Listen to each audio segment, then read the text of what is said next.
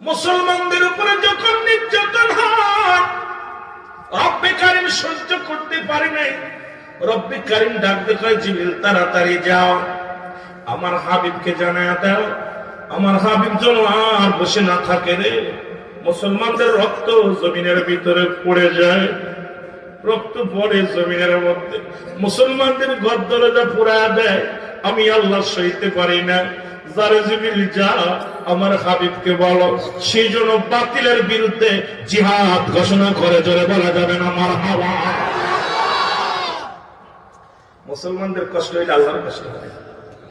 এ মুসলমান, তোমার চোখের পানি আল্লাহ সইতে পারে না, ইমানদারের কষ্ট আল্লাহ সইতে পারে না, রব্বে কারীম সহ্য করতে পারে না। জিবরিল আমিন সালাম দিয়ে বলে, আসসালামু আলাইকুম নবী গো। ও মায়ের নবী। নবী কয়, জিবরিল আমিন কেন আসছো বলো হুজুর? রব্বে কারীম আমারে পাঠাইছে, আর বসে থাকার সময় নাই। কত মুসলমানদের রক্ত জমিনের মধ্যে পড়ছে, কত মুসলমানের বাড়ি ঘর পুড়িয়ে দিছে, কত মুসলমানের নির্যাতন করেছে। নবী গো, আমার আল্লাহ পাক হুকুম দিছে, আপনি দেরি করেন না, বাতিলের বিরুদ্ধে জিহাদ ঘোষণা করে দেন। আমার নবী ডাকতে কয়, জিবরিল আমি কারে নিয়ে জিহাদ করব রে? আমার মুসলমানদের সংখ্যা কম। নবীজি বললেন, বলা পরে জিবরিল আমিন কয়, হুজুর আল্লাহ আমাকে হুকুম দিছে, আপনাকে বললাম আপনি যুদ্ধের ডাক দেন। নবীজির সঙ্গে সঙ্গে ডাক দিলেন, কোথায় মদিনার মানুষেরা রে, আয় আয়, আর ঘরে বসে থাকার সময় নেই, আর ঘরে বসে থাকার সময় নেই। এর মদিনার মুসলমানেরা মার খায়, মদিনার মুসলমানদের রক্ত ঝরবে, মুসলমানদের রক্ত জমিনের মধ্যে পড়ে, মুসলমানেরা পরিঘর পরিয়ে দেয়। আমার রব্বে কারীম সইতে পারি না। আরে আমি নবী ঘোষণা করে দিলাম, বাতিলের বিরুদ্ধে, ওই কাফেরদের বিরুদ্ধে জিহাদের ডাক দিলাম রে। আয় আয় তোরা আয়, আগামীকাল যুদ্ধের জন্য প্রস্তুতি নিয়ে আইও। জোরে জোরে চিল্লায় বলা যাবে না মারহাবা। বালক দুটির কানে গেছে রে, নবী ডাকছে রে। 8 বছর আর 10 বছরের দুইটা বালক জিহাদের সংবাদ শুনে বড় আনন্দ লাগছে মনের ভিতরে। একদমই বাড়ি চলে গেছে। বাড়ি যায় দেখে জনম দুঃখিনী মা ফুফায়া ফুফায়া কাঁদতেছে। মার কান্না দেখে বালক দুটি ডাক দেখে, মা ও জনম দুঃখিনী মা, তোমার চোখে কেন পানি? মা কান্দে রে, দুটি ভাইকে বুকের ভিতরে নিয়ে কান্দে রে।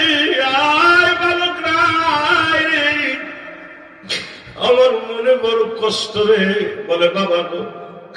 মা কিসের কষ্ট তোমার মনে?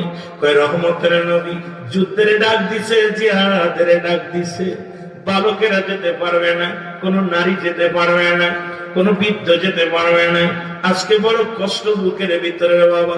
আজকে যদি তোমার বাবা বেঁচে থাকতো রে, তোমার আব্বা জান যদি বেঁচে থাকতো, যুদ্ধের ময়দানে যাইতো, বাতিলের বিরুদ্ধে জিহাদ করে জীবন থেকে মিলিয়ে দিত রে। আমি কিয়ামতের ময়দানে দাঁড়ায় বলতাম, আল্লাহ আমি শহীদের বিবি, আমি শহীদের বিবি, আল্লাহ আমি শহীদের বিবি হতে পারলাম না। এই দুঃখ নিয়ে কান্দিরে আমি আমার ইসলামের জন্য কিছু করতে পারলাম না। কারণ নবীজি বলছে কোন মেয়েরা যুদ্ধে যেতে পারবে না। যেহেতু আমি মেয়ে মানুষ, মহিলা মানুষ, যাইতে পারবো না। আমার মুখে বড় কষ্ট। বাজান আজকে যে তোমার আব্বা বেঁচে থাকতো, কেমন নারী, কেমন নারী রে বাবা। মেয়েটা কান্দার বলে, বালকের রে, আজকে যদি তোমার আব্বা জান বেঁচে থাকতো, বাতিলের বিরুদ্ধে জিহাদ করতো, যুদ্ধ করিয়া জীবনটা দিয়ে দিত, আমি হাসরের ময়দানে দাঁড়ায়া বলতাম, আল্লাহ আমি শহীদের বিবি ছিলাম, আমি শহীদের বিবি ছিলাম। আজকে আমি শহীদের বিবি হতে পারলাম না, শহীদের মা হতে পারলাম না, এই কষ্ট নিজেও শহীদ হতে পারলাম না। কত সাধনা, নবীর কত ভালোবাসতে যুবকেরা শুনে নাও। এবার বালক দুই ডাক দিয়ে কয়, মা মা চোখের পানি মুছে ফেলো গো মা। আমরা দুই ভাই যাব যুদ্ধের ময়দানে। মা গো, ও আমার মা, আরে আমরা যাই যুদ্ধের ময়দানে যা শহীদ হয়ে যাব, তুমি আল্লাহর দরবারে দাঁড়ায় বলবা, আল্লাহ আমি শহীদের মা ছিলাম, শহীদের মা ছিলাম। জোরে জোরে চিল্লায়া বলা হবে না মারহাবা।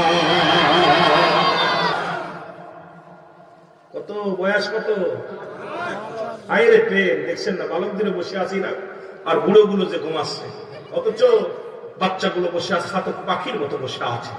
বলছে মা গো, আফগানিস্তা কি হয়েছে? তুমি কিয়ামতের ময়দানে দাঁড়িয়ে বলবো আমি শহীদের মা ছিলাম। এরে মা জননী ডাকতে বলে, বাবা নবীজি বলছে বালকেরা যুদ্ধের ময়দানে যেতে পারবে না, বালকদের নবী এলাও করবে না, কোন মহিলা এলাও হবে না, বুবা এলাও হবে না, বুড়া বুড়া এলাও হবে না। এই জন্য বাবা কাঁদতেছি, তোরা যদি বড় হতি যুদ্ধের ময়দানে যাইতে পারতি। আজকে তোরা ছোট্ট মানুষ, আমি যুদ্ধের যাইতে পারলে না, শহীদের মা হতে পারলাম না।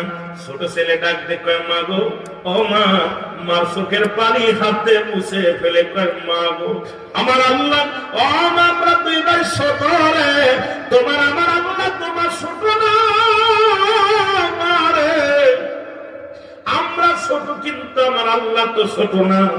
মা গো তুমি বিদায় দাও, বিদায় দাও, আমি রহমতের নবীর পক্ষে যাব, যুদ্ধের ময়দানে যাব, যাইয়া হাসি মুখে জীবনটা দিয়ে দিব।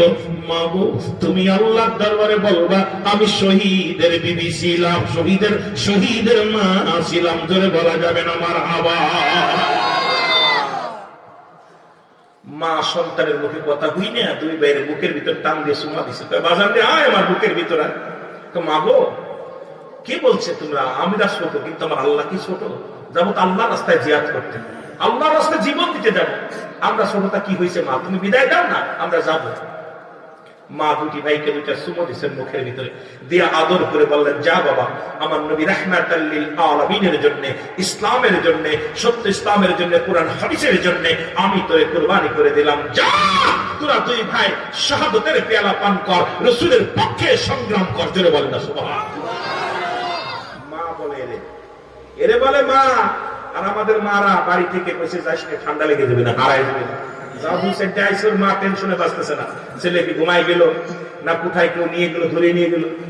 মা বোন শোন, মা ফিরে পাঠাইবি জোর করে, মা ফিরে মসজিদে পাঠাইবি জোর করে, জুম্মার দিনে বাইরে পিটাইয়া ধরে হাত পা ভাঙতে দরকারি মসজিদে পাঠাইবা। জোরে বলে ঠিক কিনা? মা বাবার জন্য ছেলেরা ধর্মভীরু হয়, ফিতরাতের উপরে জন্মগ্রহণ করে সন্তানাদি, মা বাবার কর্মের উপরে। বুড়া গান শুনতে বাপে কাঁধে করে গান শুনতে নিয়ে যায়, তাই বাজারে যায়, কিন্তু মসজিদে নেন। আর আমাদের দেশে কিছু বেহায়াপনা বিয়াদব কিছু ইমাম আছে, যদিও ছোট ছোট বাচ্চারা মসজিদে যায়, কার বাচ্চা নিয়েছ? ঠিক কিনা? ইমামদের বাদ দেবেন। যে সেক্রেটারি, যে সভাপতি তার বাচ্চাদের আনলে কিটমিট করে, ওর ওই মসজিদ থেকে বাড়ি তারা খেলাতে হবে। যেন বলো ঠিক কিনা?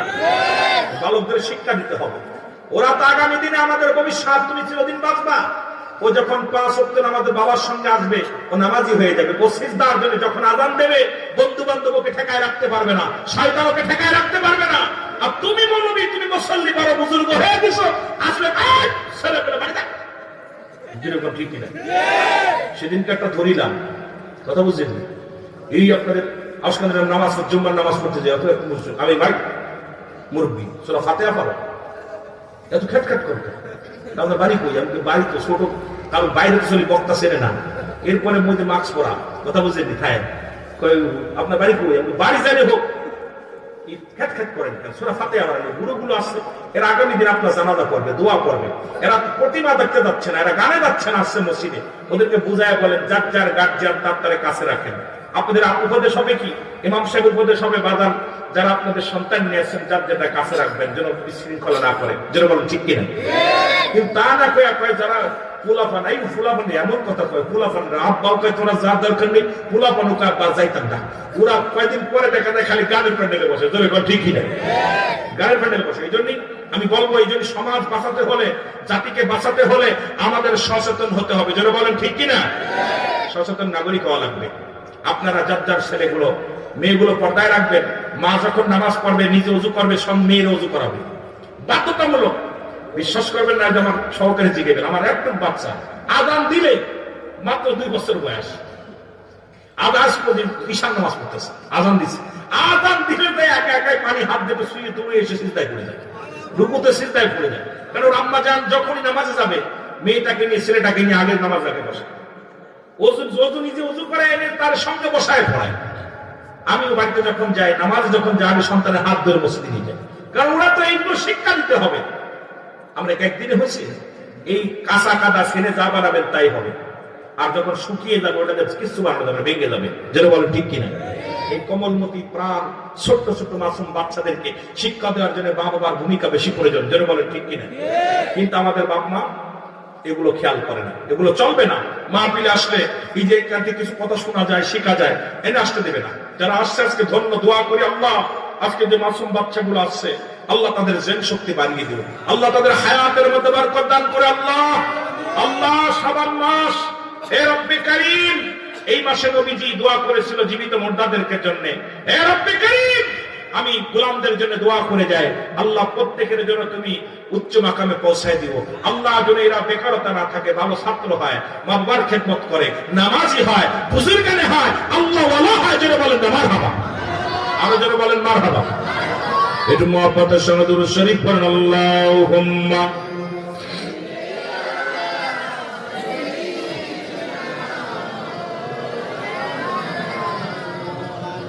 আরো জোরে বলেন ওয়ালা।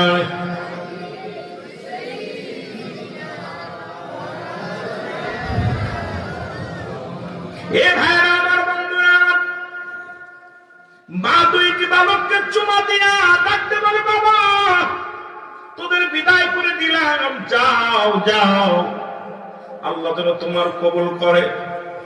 বাবা বাতিলের কাছে মাথা নত করবি না, বাবা রহমতের নবীর পক্ষে বাতিলের বিরুদ্ধে জিহাদ করবি, যদি মরণ এসে যায় হাসি মুখে জীবন দিয়ে দিবি।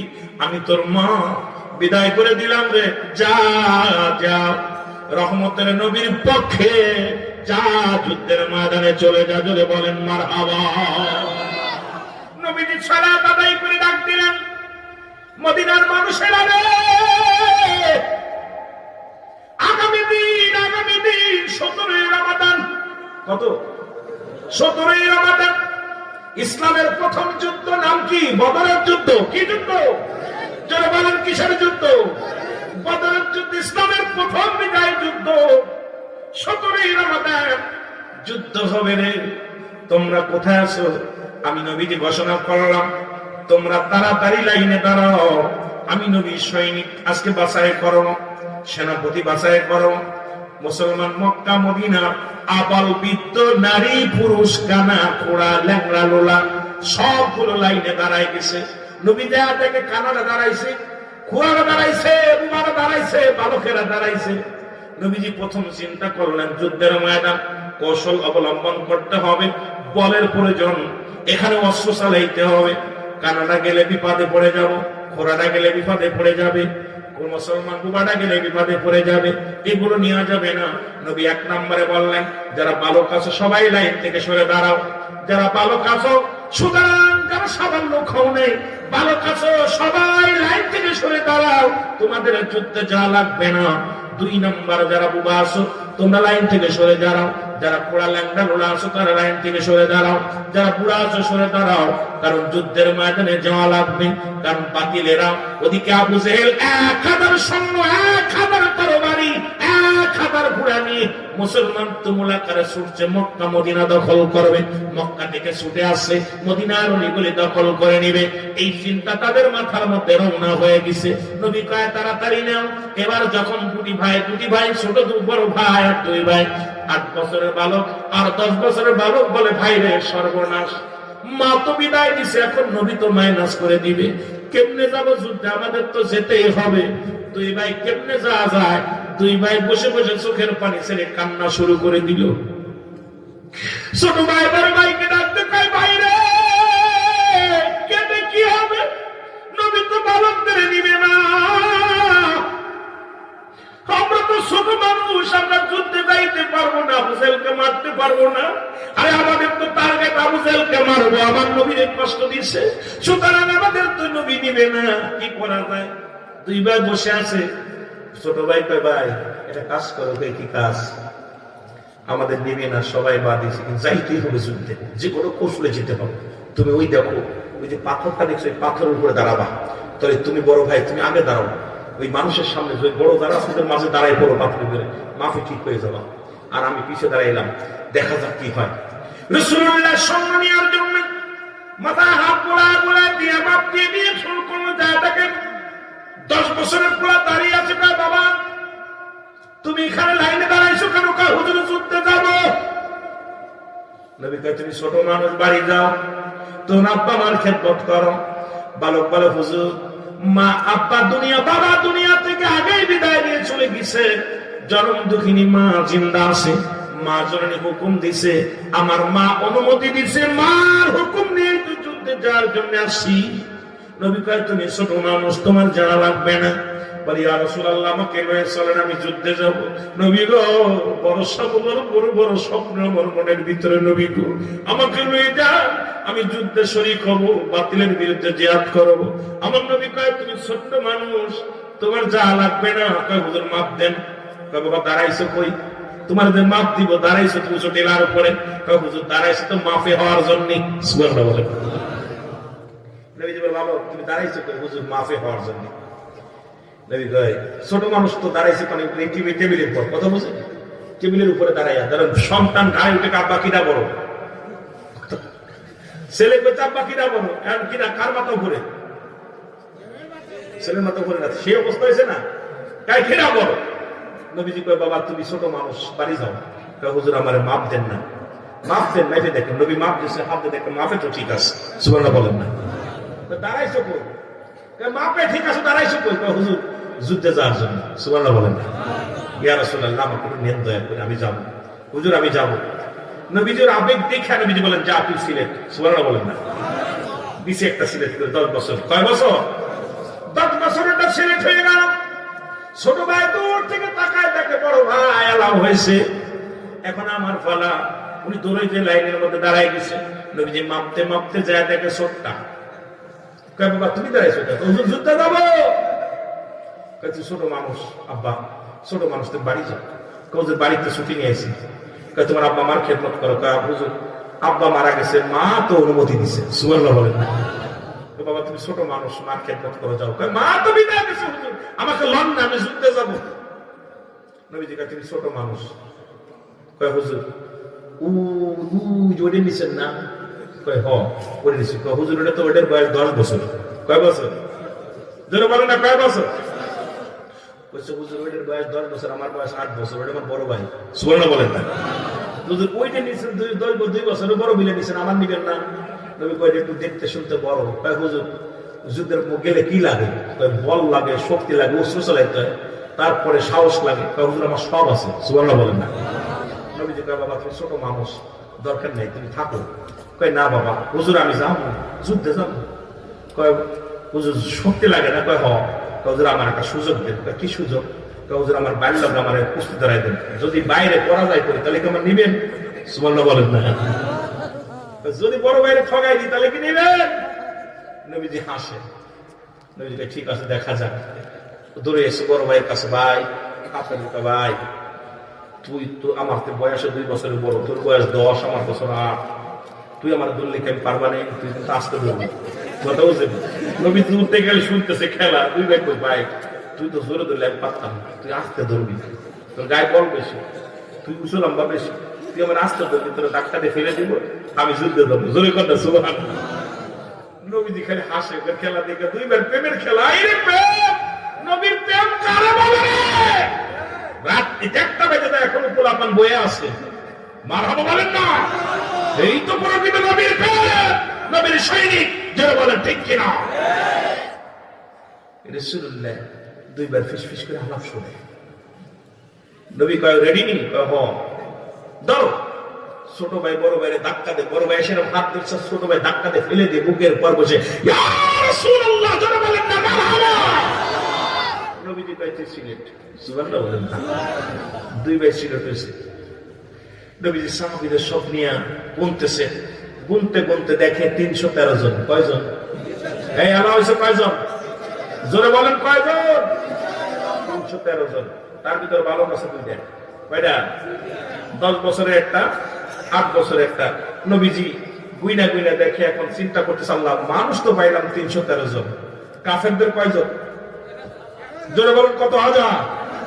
1000। আর মুসলমানদের 313 জন। অস্ত্র কয়টা তা জানেন? মুসলমানদের অস্ত্রের সংখ্যা ছিল মাত্র 8টা। কয়টা? আর ঘোড়ার সংখ্যা ছিল মাত্র 2টা। 2টা ঘোড়া আর 8টা তরবারি। বলেন দি 1000 অস্ত্রের সঙ্গে এই কি মোকাবেলা করা সম্ভব? এই কথা বলেন না কেন? আওয়াজ তো পিছনে মানুষ আওয়াজ দিচ্ছে না। মনে হয় পারতেন আপনারা। পারবেন?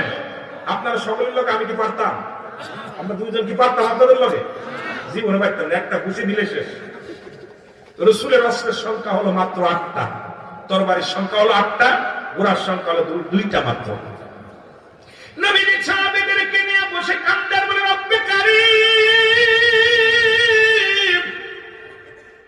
ও আল্লাহ, কাফেরদের সংখ্যা 1000, তরবারি 1000, ঘোড়ার সংখ্যা 1000, আল্লাহ মাত্র 313 জন। এতে একবারে শেষ করে দিবেন আমার আল্লাহ। এদের যদি শেষ করে দেয় আমি দিনের দাওয়াত দিব কাদের? আল্লাহ রব্বুল আলামিন, আমি দিনের দাওয়াত দিব কারে?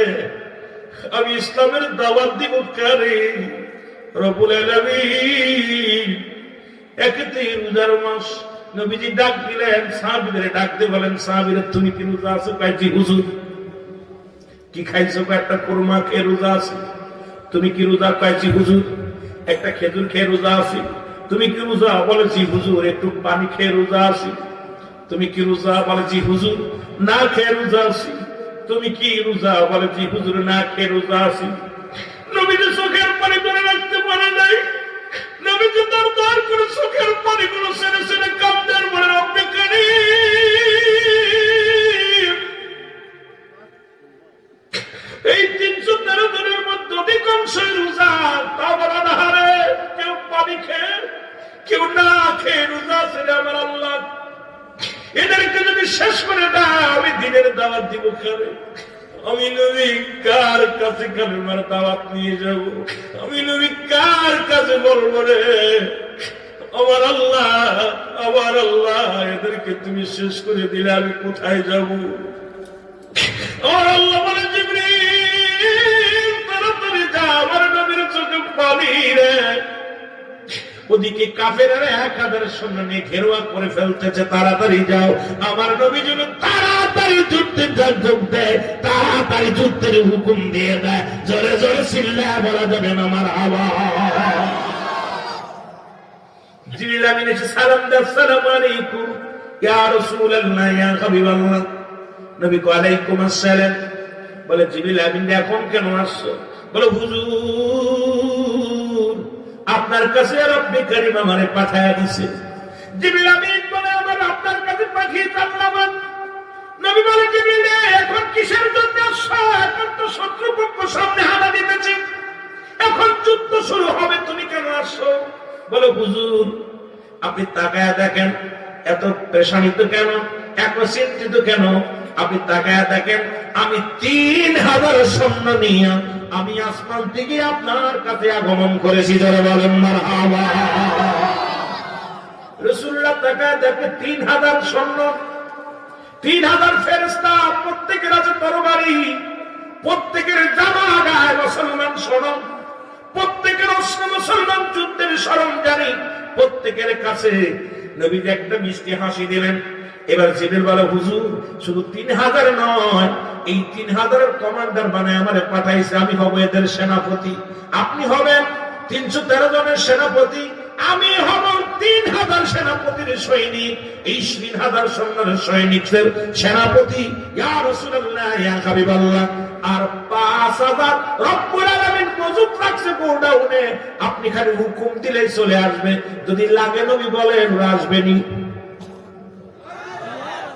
হুজুর 3000 নিয়ে আমি চলে আসি, আর 5000 আল্লাহ পাক প্রস্তুতি করে রাখছে, খালি আপনি ডাক দিলেই চলে আসবে। আসতে কমু সুবহানাল্লাহ বলেন। কত হাজার? মোট 8,000। কয় হাজার? 3 আর 5 8,000 ফেরেশতা। 5,000 প্রস্তুতি আছে, 3,000 যুদ্ধের ময়দানে। নবী বললেন সাহাবীরা রে ঝাঁপিয়ে পড়ো, ঝাঁপিয়ে পড়ো। যুদ্ধ শুরু হয়ে গেল।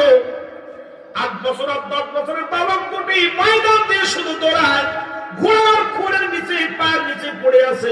ছোট মানুষ খালি ঘোড়ার পাত্র দড়ি মারে আর খালি জিগায় ভাই আবু জেহেল কিনা, এর জিগায় ভাই আবু জেহেল কিনা। এদিক যুদ্ধ মানুষ মারে যাচ্ছে, ওরা খালি আবু জেহেল খুঁজতে দিবে। ওদের টার্গেট তার কারণ না, খালি আবু জেহেল। কথা বুঝলি? খুঁজতেছে। যুদ্ধ শুরু হয়ে গেল তুমুল আকারে। মুসলমানদের 14 জন শাহাদাতের পেয়ালা পান করলেন। কয়জন? 14 জন শাহাদাতের পেয়ালা পান করলেন, শহীদ হয়ে গেলেন। কাফেরদের 70 জন বন্দী হলেন, 70 জন মৃত্যুবরণ করলেন। যুদ্ধ শুরু হয়ে গেল তুমুল আকারে। একজন বলে বালকেরা রে তোমরা আবু জেহেলকে কেন খোঁজো? আমরা একটু দেখবো। দুটি ভাইয়ের হাতে 2টা তরবারি ছুটে চলছে। বলে ওই যে দেখো আবু জেহেল বড় ঘোড়ার উপরে বসে আছে। 2 ভাই এক দড়ি চলে গেলেন। যা দেখে তরবারি দিয়ে হাঁকাইতে ছিল, একটা কবু লাগে না, কারণ ঘোড়ার উপরে বসে আছে আবু জেহেল। অনেক কুসই সোয়া পায় না, মুসলমান নাগাল পায় না। এখন কেমনে তারে মারবে? বড় ভাই আর ছোট ভাই যুক্তি করে, আরে বড় স্বপ্ন নিয়ে আসলাম আবু জেহেলকে মারার জন্য, এখন তো তারে সোয়াই পাই না, কেমনে মারবো? ছোট ভাই ডাকতে বলে ভাই রে তুই সামনে থেকে ঘোড়ার পা কেটে দিবি, আমি পিছন থেকে মারবো।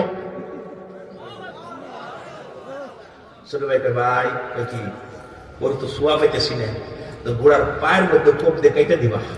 ঘোড়ার পা কেটে গেলে ঘোড়া পড়ে যাবে, আর ঘোড়া যেই পড়ে যাবে আমি পিছনতে ছেড়ে দিব। এর যে কথা সেই কাজ। বড় ভাই কি করছে? ঘোড়ার পায়ের মধ্যে কোপ মারছে, আর ছোট ভাই পিছনতে যা আবু জেহেলের ঘাড়ে মেরে দিচ্ছে। ছোট ভাইয়ের ঘাড়ের মধ্যে যখন ছোট ভাই মেরে দিচ্ছে, পিছন থেকে আবু জেহেলের শরীর নামা এই যুবক শুনে নাও আসে। ছোট ভাইয়ের হাতের মধ্যে একটা কোপ লাগায় দিছে, ডান হাতটা ঝরে পড়ে গেছে, সামান্য একটু চামড়ার মধ্যে আছে, লেগে আছে। ডান হাতের তরবারিটা বাম হাতের মধ্যে নিয়ে বলে ইয়া রাসূলুল্লাহ, ইয়া হাবিবাল্লাহ, নবী গো,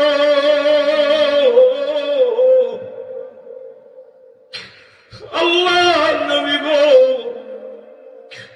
আমার জীবন দুটো সার্থক হয় আজকে যেন মারতে পারি। এই ডান হাতের তরবারিটা বাম হাতের মধ্যে নিয়ে 8 বছরের বালক আবু জেহেলের রথের মধ্যে খুব শুরু করে দিলেন, আর হাতটা ডিস্টার্ব করতে লাগলো। এই হাতটা পায়ের নিচে টান মেরে ছিঁড়ে হাতটা টান দিয়ে ময়দানের মধ্যে ফেলে দিয়ে বলে আল্লাহ, এই হাতটা কি হবে? এই জীবনটা কি হবে? যেখানে ইসলামকে রক্ষা করার জন্য কুরবানি করে দিলাম। মুসলমান শুনে নাও, এবার বাম হাত আবু জেহেলের গায়ের মধ্যে শুরু করে দিল। আবু জেহেলের ছেলেকরামা 2 ভাইকে কতল করে দুনিয়া থেকে বিদায় করে দিল। রাসূলুল্লাহ লাশগুলো নিয়ে আসলেন, এই 14 জন সাহাবীর লাশ, তার মধ্যে ওই মাসুম 2টি বাচ্চার 2টি লাশ। রাসূলুল্লাহর সামনে যখন লাশগুলো আনা হলো, শহীদের লাশগুলো আনা হলো, আমার নবীজি বারবার চোখের পানি ছেড়ে চিৎকার মারতে লাগলো। সাহাবীরা বলে হুজুর শান্ত হন, শান্ত হন। আমার নবী কয় সাহাবীরা আমি কি মুখে ধারণ করবো, কেমনে শান্ত হব? এই মাসুম বাচ্চাদের তোমরা দেখছো নি, এই বালক দুটি 8 বছর 10 বছর দুটি বালক আমি নবীর ভালোবেসে জীবন দিয়ে গেল। আমি নবীর ভালোবাসার প্রতিফল শাহাদাতের পেয়ালা পান করলো।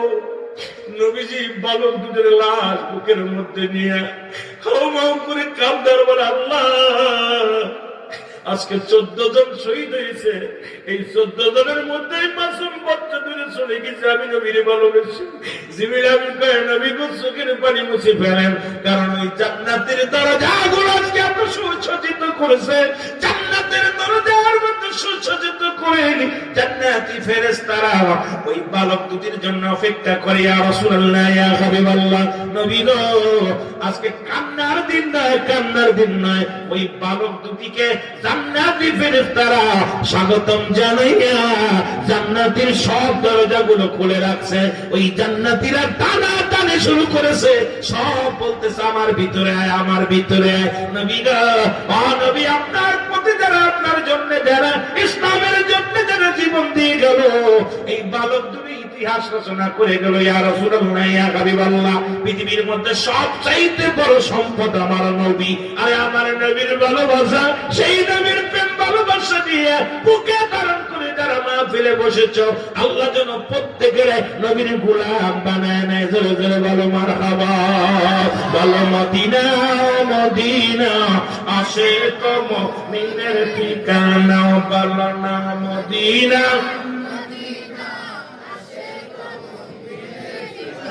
আরো জোরে জোরে বলো মদিনা। আরে ভাই দিদার ছেড়ে কত তোমরা, দিদার ছেড়ে কত তোমরা, হও না নবীর দিওয়ানা মদিনা। আরো জোরে জোরে বলো মদিনা মদিনা আশিক মুমিনের ঠিকানা, বলো না মদিনা। নবীর প্রিয় সাহাবী হযরত আবু বকর সিদ্দিক, বলো নবীর প্রিয় সাহাবী, ওরা ভালোবেসে শুইল পাশে, ভালোবেসে যাই আসে তাই দেখো না মদিনা।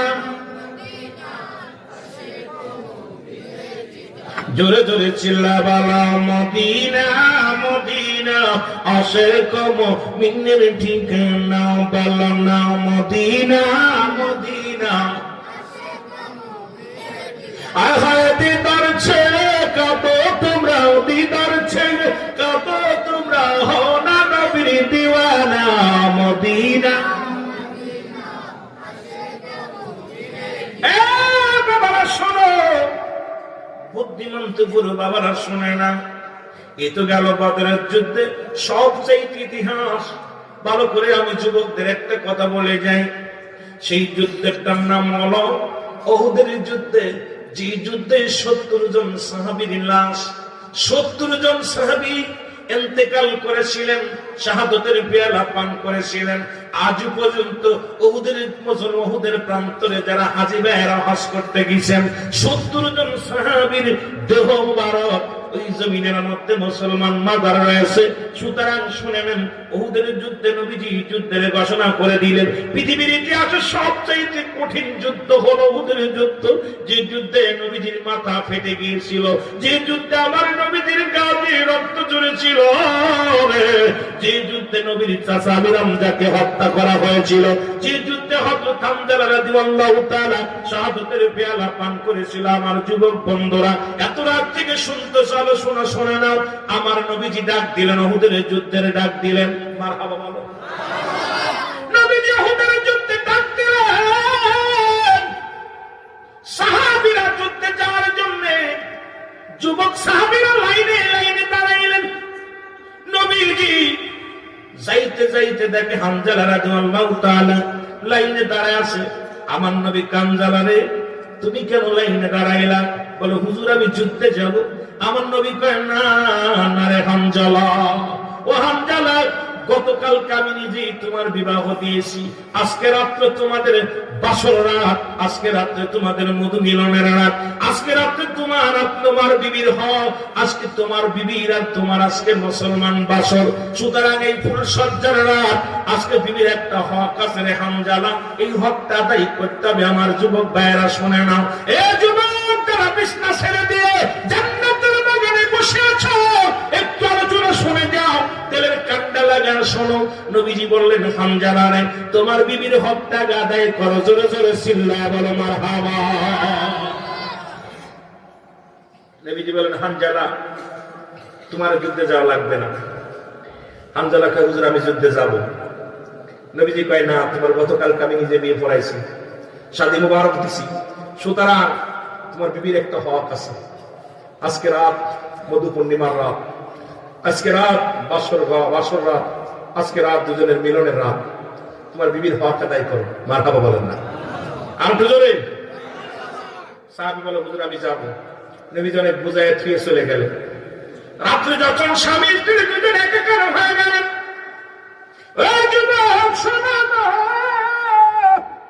আমার ভাইরা, আমার বন্ধুরা, আমার যখন রাত্র গভীর হয়ে গেল, শুয়ে আছে, কে যেন এরকম একটা, আগের যুগে তো মাইক ছিল না, যিনি সং ছিল মুসলমান, এই সঙ্গ লাগাই যান, কে যেন বলে, ও শহরবাসী নগরবাসী রে, আর ঘুমাস না, নবী নাই, নবী নাই, আমার নবীজি আর নাই। শহরবাসীরা নগরবাসীরা আর ঘুমাস না, নবী নাই, নবী নাই। এই অবস্থা হামদার কানে যে লাগছে, নবী নাই, এই খবরটা শুনিয়ে, কারণ ওহুদের যুদ্ধে নবীর মাথা ফেটে গিয়েছিল, রাসূল দুনিয়ার মধ্যে বেহুশের জমিনের মধ্যে পড়ে গিয়েছিল, অনেক রক্ত ঝরেছিল, সাহাবীরা কান্না শুরু করে দিয়েছিল, সবাই কেউ কেউ বলেছিল নবী দুনিয়া থেকে বিদায় হয়ে গেছে, মারা গেছে। মানুষের নবী নাই, নবী নাই। এই আওয়াজটা যখন শুনছে, হানজালা লটকানো ছিল তরবারি, মুসলমান শুনে নাও, দেয়ালের সঙ্গে লটকানো ছিল তরবারিটা টানতে বাইর করিয়া রওনা দেওয়া শুরু করতে, পিছন থেকে বিবি হাতটা টেনে ধরে বলে, স্বামী দাঁড়া, দাঁড়াবো। হানজালা রাদিয়াল্লাহু তাআলা দাঁড়ায় গেলেন, ডাকতে বলে, স্বামী রে, আপনি কি ভুলে গেছেন এইমাত্র দুজনের মিলন হলো, এইমাত্র দুজনের বাসর হলো, সুতরাং আপনার উপরে গোসল ফরজ রে স্বামী। আপনি কোথায় যান? যুদ্ধে যান। আপনি ভুলে গেছেননি, কারণ যুদ্ধের ময়দানে যারা শাহাদাতের পেয়ালা পান করে, শহীদের তো গোসল করানো হয় না, আপনার উপরে গোসল ফরজ হয়ে গেছে। স্বামী রে, একটু অপেক্ষা করেন, আমি পাশের কূপ থেকে পানি নিয়ে আসি, পানি আনিয়া দিয়ে গোসল করার পর আপনি যুদ্ধের ময়দানে যাবেন। সুতরাং স্বামী রে, একটু অপেক্ষা করেন, একটু অপেক্ষা করেন। হামজা রাদিয়াল্লাহু তাআলা চিৎকার করে বলে, বিবি, আমার নবী যদি না থাকে, কিসের গোসল? ও বিবি, কিসের ফরজ গোসল রে? কার জন্য আমি গোসল করবো রে বিবি? কার জন্য আমি গোসল করবো? তুমি কি শুনতে পাও না? আমার নবী নাই, নবী নাই, মদিনা যাইতে পারলাম না, মদিনা দেখতে পারলাম না, মদিনা যাইতে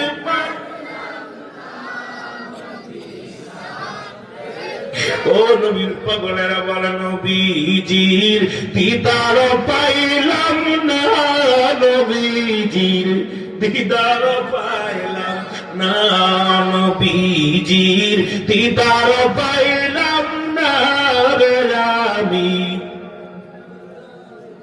কোথায় আছেন গো মায়ার নবী?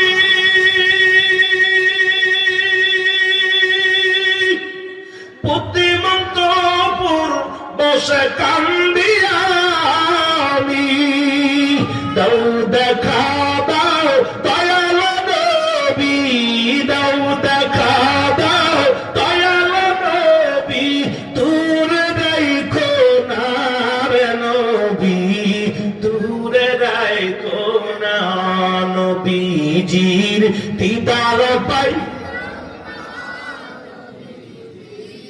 এর মহব্বত গোমান, নবীজির দিদার পাইলাম না, গোলামে দিদার পাইলাম না রে, আমি মৌলাই যদি দিতর পাখা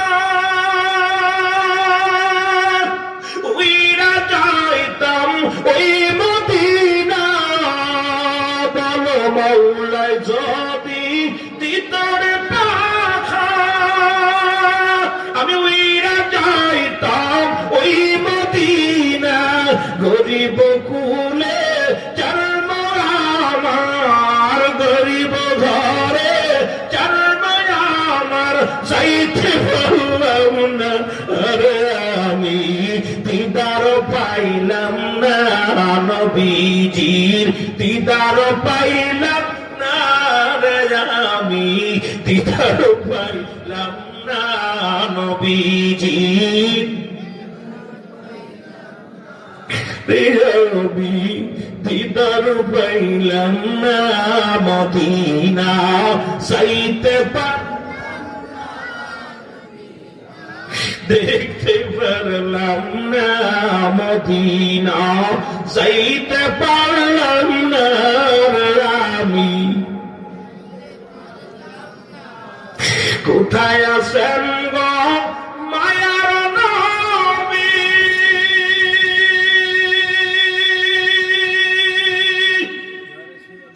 একবার দিদার দেন গো আপনি কোথায় আছেন গো মায়ার নবী একবার দিদার দেন গো আপনি কাঁদে বসে আসে খেরা কাঁদে বসে আসে কেরা সইতে পারি না গনবী সইতে পারি না নবীজির দিদার পাইলাম না রে আমি আরো যদি বলেন মদিনা যাইতে পারলাম না রে আমি দিদার পাইলাম না নবীজির দিদার পাইলাম না রে নবীর এ দুনিয়ার মুসলমান যুদ্ধের মাঝে চলে গেল রে অনেক বড় সৈন্যকে কতল করিয়া হানজালা রাদিয়াল্লাহু তাআলা শাহাদাতের পেয়ালা পান করল নবী ডাকতে বলেন সাহাবীরা রে আয় ওই সাহাবীদের লাশগুলো নিয়ে আয় এ আনা হলো 70 জন শহীদের লাশ কতজন জোরে বলেন কতজন 70 জন সাহাবীর লাশ আনা হলো এর মধ্যে রাসূলের চাচা আমির হামজা যাকে দুনিয়ার ইতিহাসে সবচেয়ে বেশি কষ্ট দিয়েছিল মুসলমান আবু জাহেল মুসলমান শোনো এই রাসূলের পাক সাল্লাল্লাহু আলাইহি ওয়াসাল্লামের চাচা আমির হামজা তাকে হত্যা করে তার ঠোঁট দুটো কেটে নেওয়া হয়েছিল তার জিহ্বা কেটে নেওয়া হয়েছিল তার কান কেটে নেওয়া হয়েছিল নাক কেটে দেওয়া হয়েছিল তার মুসলমান চোখ দুটো তুলে নেওয়া হয়েছিল পৃথিবীর ইতিহাসে হাত দুটো কেটে নেওয়া হয়েছিল পা দুটো কেটে ফেলা হয়েছিল সবচাইতে বড় কষ্ট আবু লাহাবের বিবি হিন্দা মুসলমান সবচেয়ে নিষ্ঠুর মহিলা ইতিহাসের মধ্যে সবচেয়ে ভয়ঙ্কর মহিলা হিন্দা আমার বন্ধুগণ শোনো হযরত আমির হামজার কলিজাটা বুকটা ফাড়িয়া কলিজাটা বাইর করিয়া তাজা চিবিয়ে চিবিয়ে খেয়েছিল আর মুসলমান শোনো রে আজকে তোমরা কেন আজকে এত বাহাদুরি করো আমির হামজার লাশ থেকে নবী সহ্য করতে পারে না নবী বারবার জমিনের ভিতরে পড়ে যায় সাহাবীরা তারে তুলে উঠায় আমার নবী কয় তোরা দেখছো কি রে আমার চাচার কত বিক্ষত দেহ খেলা আমার নবীজির চাচার বুকটা ফাড়িয়া কলিজারা বাইর করে হিন্দা চাবিয়ে খেয়েছিল আর আমার নবীর চাচা আমির হামজাকে যিনি হত্যা করেছিলেন ওনার নাম ছিল ওয়াসি উনি সর্বশেষ ইসলাম ধর্ম কবুল করেছিল আমার নবীজি বলতো ওয়াসি তুমি আমার সামনে আসবা না কারণ তোমাকে দেখলে আমি সহ্য করতে পারি না আমার চাচা আমির হামজার কথা মনে পড়ে যায় কারণ আমি বড় কষ্ট পাই আমার চাচার ওই দেখো যখন আমার চাচার দেহখানা আমার চোখের সামনে বসে আমি আর সইতে পারি না রে মুসলমান শুনে না গভীর মনোযোগ এবার নবীজি সাহাবীদের লাশগুলো তুলে আনতে বললেন সাহাবীদের লাশগুলো আনার নবী ডাকতে কই সাহাবীরা রে কত জনের লাশ আনছো বলে হুজুর 70 জন শাহাদাতের পেয়ালা পান করেছে আমার নবীকে এখন তাদের জানাজা পড়া হবে দাফন করা হবে কাফন পরানো হবে তোমরা লাশগুলো আবার একবার গুনে আসো সাহাবীরা লাশগুলো শুরু করলো 1 2 3 4 5 6 7 8 9 10 লাইন দিয়ে লাশগুলো গুনিয়ে কোন 70 জন লাশ পাইলেন নবীর কাছে খবর আসলো ইয়া রাসূলুল্লাহ ইয়া হাবিবাল্লাহ একটু আমরা 70 জনের লাশ মুবারক আনলাম 70 জনের দেহ এখন দেখি একজনের লাশ কম। আমার নবী বলে সাহাবীরা রে কার লাশ নাই? বলে হুজুর আমরা তো হামজালা রাদিয়াল্লাহু তাআলার লাশ মুবারক পাইতেছি না। আমার নবী ডাকতে কয় সাহাবীরা দাঁড়ায় থাকিস না। আমি নবীর চাচা আমির হামজাকে কিভাবে নির্মম ভাবে হত্যা করেছে আমি নবী সইতে পারি না। তোমরা যাও ওই না চলে যাও মুসলমান উহুদের প্রান্তরে খোঁজো, দেখো আমির হামজালা রাদিয়াল্লাহু তাআলার দেহ মুবারক খুঁজে পাও কিনা। সবাই তন্ন তন্ন করে খুঁজতে লাগলেন, কোথাও আর হামজালা রাদিয়াল্লাহু তাআলার দেহ মুবারক পাইলেন না। নবীর কাছে খবর আসলে ইয়া রাসূলুল্লাহ ইয়া হাবিবাল্লাহ নবী গো আমরা উহুদের প্রান্তরে সব জায়গা খুঁজলাম কিন্তু হামজালার দেহ মুবারক পাইলাম না। আমার নবী কয় না জানি রে আমার হামজালার দেহ মুবারক নিয়ে কি যেন কি করে। বড় নবীজি কাঁদতে লাগলেন। সাহাবীরা বলে হুজুর সব লাশের দেহ মুবারক পাইলাম কিন্তু হামজালার বডিখানা পাইলাম না। আমার নবীজি এবারে ডান দিকে তাকাইলেন, বাম দিকে তাকাইলেন, পিছনের দিকে তাকাইলেন, সামনের দিকে তাকাইলেন। রাসূলুল্লাহ যখন আরশ মহল্লার দিকে তাকাইলেন, তাকায়া দেখায় রে মুসলমান আসমানি ফেরেশতারা হযরতে হামজালার জান্নাতি পানি দিয়া গোসল করাইতেছে। জোরে জোরে চিল্লায়া বলা যাবে না মারহাবা। রাসূলুল্লাহ উপর দিকে তাকাইয়া একটা মিষ্টি হাসি দিছে। সাহাবীরা বলে হুজুর আপনার মাথা ফাটা, রক্ত বাইর হচ্ছে, কষ্ট অত কষ্ট আপনি আক্রান্ত হয়েছে, এরপর আপনার চাচা হত্যা করেছে সেই সহ্য করতে পারতো। সাহাবীরা ইন্তেকাল করছে, হুজুর আপনি এর মধ্যে হাসতেছেন। নবী বলে আমি যা দেখি তোমরা তা দেখো না। সাহাবীরা আমি যা দেখছি তোমরা তো দেখো না। আবার নবী আবার উপর দিকে আবার তাকালেন, তাকানোর পর দেখে ৭০,০০০ ফেরেশতা, ফেরেশতারা ইমামতিতে ৭০,০০০ ফেরেশতারা আসমানের অলিগলির মধ্যে দাঁড়াইয়া দাঁড়াইয়া হামজালার জানাজা পড়তেছে। জোরে বলেন না সুবহান। আরো জোরে বলেন না। রাসূল পাক সাল্লাল্লাহু আলাইহি ওয়াসাল্লাম এর হাসিটা একটু জোরে দিলেন। রাসূলের মুখ থেকে হাসিটা ফুটছে। সাহাবীরা বলে ইয়া রাসূলুল্লাহ ইয়া বলে একবার দেখলাম আপনি মৃদু হাসলেন, আবার একটু জোরে হাসলেন, কারণটা কি? আমার নবী বলে আমি যা দেখি তোমরা তা দেখো না, আমি যা বলি তোমরা তা শোনো। আমি যা দেখি তোমরা তা দেখো না। এইবার তোমরা লাশটা গোনো। রাসূলুল্লাহ বলেন তোমরা লাশগুলো গোনো। আবার লাশগুলো গুনতে লাগলো ১ ২ ৩ ৪ ৫ গুনতে গুনতে দেখে ৭০ জন লাশ। সুবহানাল্লাহ বলেন। আরো জোরে আরো জোরে। নবীজি বলে লাশ কতজন? ৭০ জন। হামজালার লাশ পাইছি হুজুর। কোথায়? হযরত আমির হামজার পাশেই শোয়ানো রয়েছে। সুবহানাল্লাহ বলেন না। আমির হামজার পাশেই শোয়ানো লাশ খাড়া রয়েছে। নবী বলে ঠিক আছে জানাজা পড়ো। রাসূল পাক সাল্লাল্লাহু আলাইহি ওয়াসাল্লাম ৭০ বার জানাজা পড়ছে। এক একটা সাহাবীর এক একবার জানাজা পড়ছে। ওই যুদ্ধের উহুদের যুদ্ধের রাসূল পাক সাল্লাল্লাহু আলাইহি ওয়াসাল্লামের চাচা আমির হামজার জানাজা ৭০ বার পড়া হয়েছে। কারণ এক একটা লাশের যখন শহীদের লাশ, এক একটা লাশ যখন জানাজা পড়েছে আমির হামজার দেহ মুবারক পাশে শোয়া রাখছে। রাসূল সহ্য করতে পারে নাই, যেহেতু ৭০টা সাহাবীর জানাজা হয়েছে ৭০ বারই হামজালার ওই লাশের পাশে বসানো হলো ৭০ বার, আর হামজালার এককভাবে একবার, মোট ৭০ বার হামজালার জানাজা পড়া হয়েছে। জোরে বলেন না মারহাবা। আর একটু জোরে বলো মারহাবা। হযরত হামজালা রাদিয়াল্লাহু তাআলা কি করলেন? জানাজা শেষ করে দাফন করবে, কাফন তো পরার দাফন করবে। এমন সময় জনক এক মহিলা ছুটে আসছে, আসে নবী সাহাবীদেরকে সালাম দাও, আসসালামু আলাইকুম, হে নবী সাহাবীরা আমাকে নবীর সঙ্গে একটু কথা বলতে দাও। বলে তুমি কে? আমি হযরতে হামজালা রাদিয়াল্লাহু তাআলার বিবি, আমি আসছি।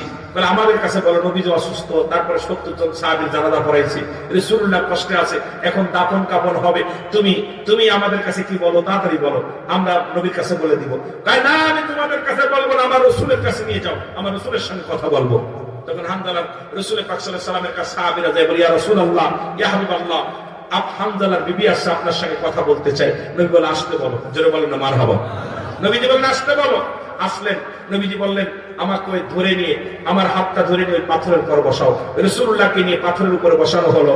নবীজি বলেন এই সাদা চাদরটা কি করো, টানিয়ে দাও, কারণ পর্দার বিধান, যেহেতু উনি বেগানা নারী। কথা বোঝেননি? কত সুন্দর বেগান আমাদের দেশের এখন যে অবস্থা দেখতেছি, কথা বোঝেননি? বেগানা নারী পর্দা করে দিচ্ছে, রাসূল পর্দা চাদরটা না দিচ্ছে, আর আমরা মহিলাদের নিয়ে গল্প করতেছি। কথা বোঝেননি? এসব কথা বেগানা নারী চেহারা দেখা কোন মুক্তি ফতোয়া বিপরীত কইতে পারবো না। যাদের সঙ্গে বিয়ে করা হারাম তাদের দেখা দেওয়া জায়েজ, যাদের সঙ্গে বিয়ে করা হারাম তাদের সঙ্গে দেখা দেওয়া জায়েজ।